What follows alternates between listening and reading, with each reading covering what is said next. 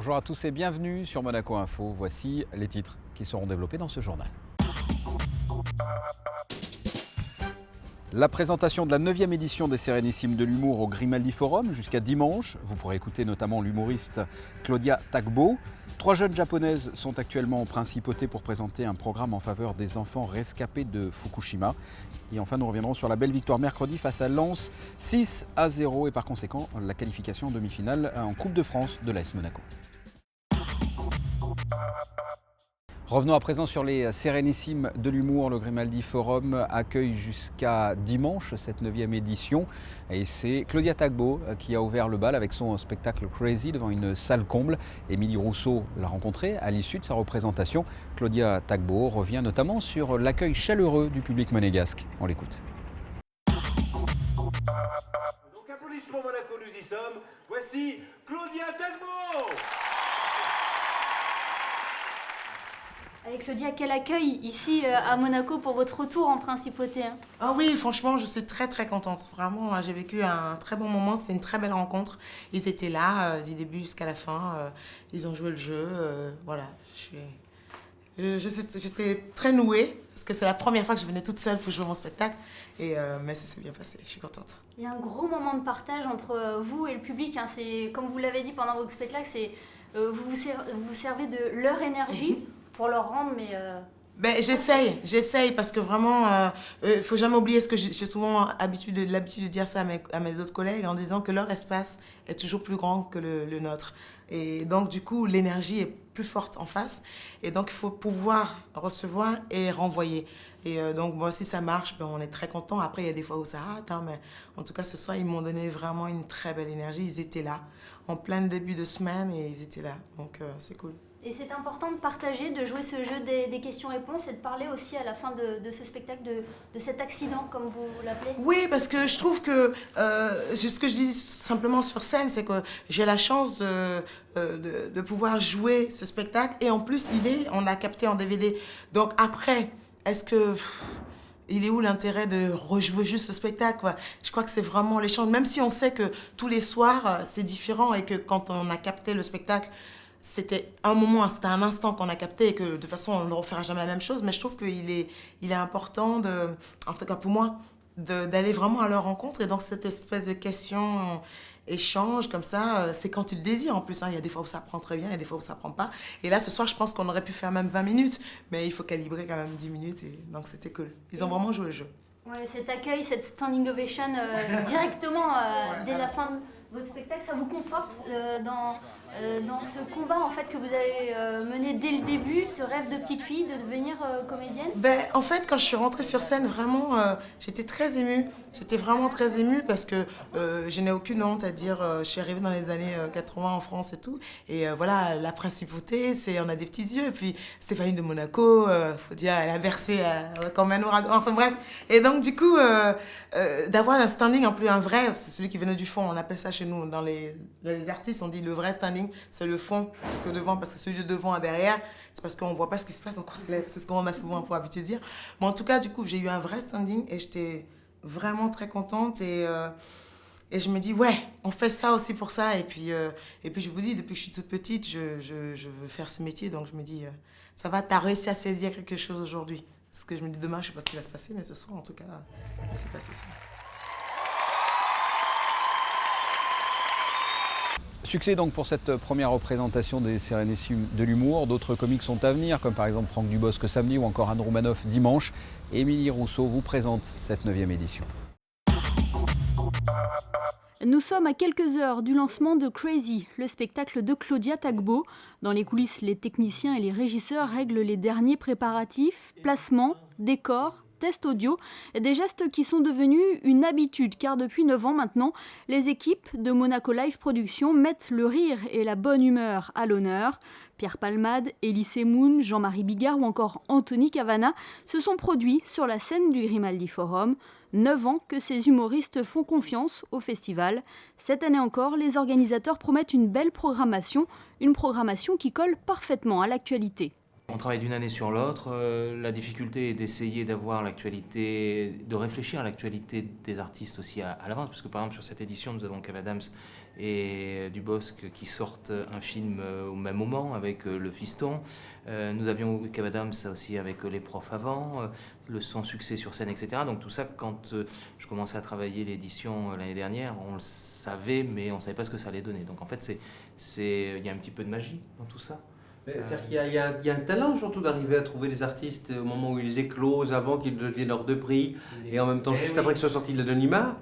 C'est pas pour rien que je dis, M. Zegdar tire les artistes de l'ombre. Hein. Il y a des gens qui arrivent aussi en haillons puis qui ressortent couverts d'or, parce que M. Zegdar les amène sous la lumière et leur fait connaître le triomphe. J'adore Calixte.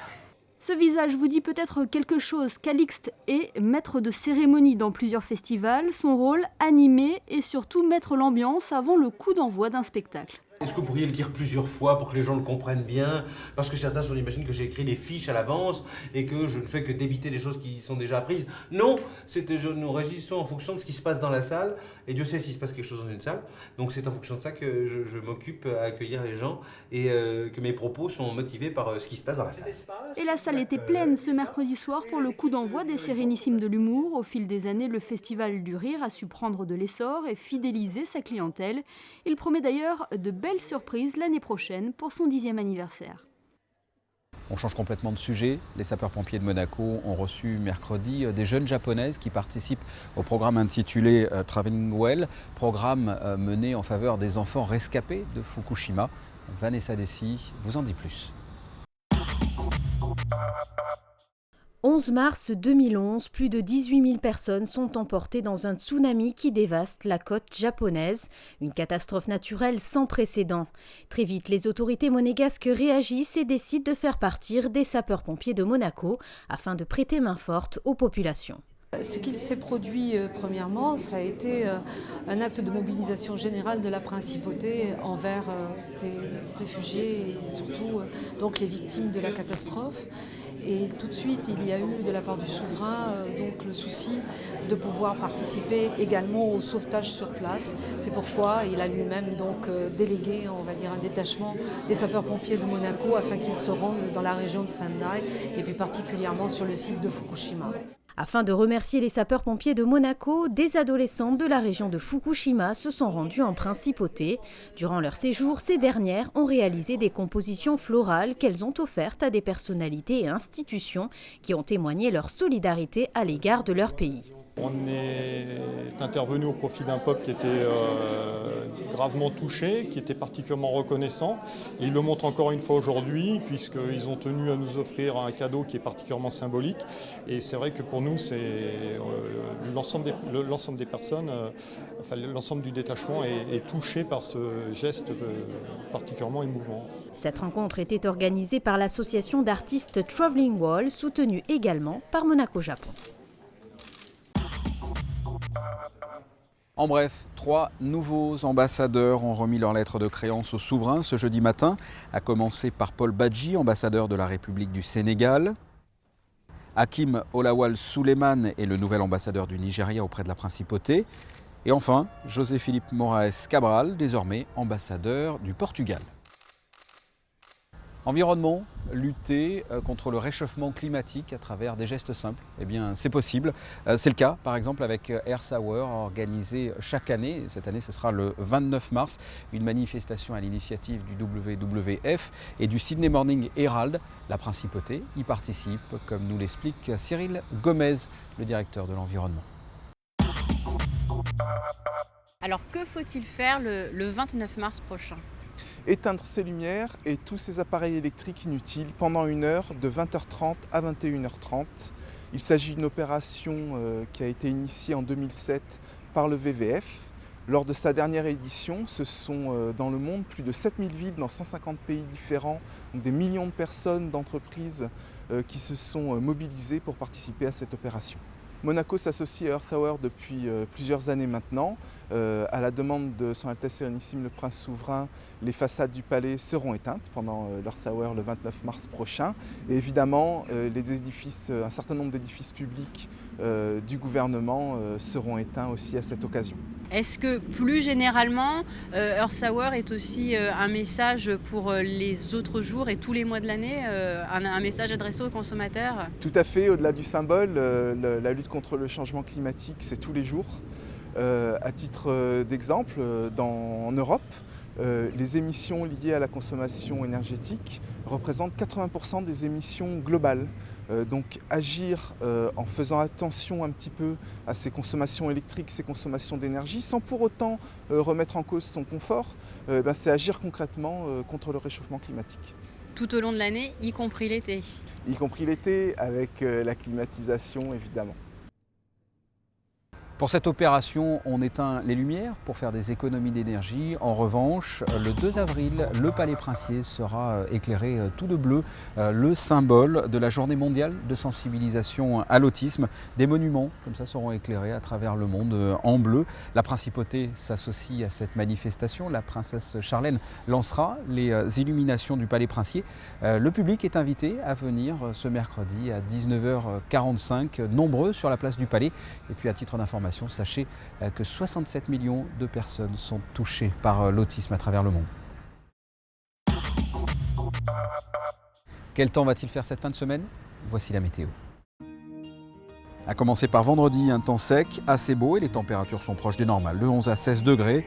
Samedi, du soleil et quelques nuages, pas de pluie, les températures restent clémentes, de 12 à 16 degrés.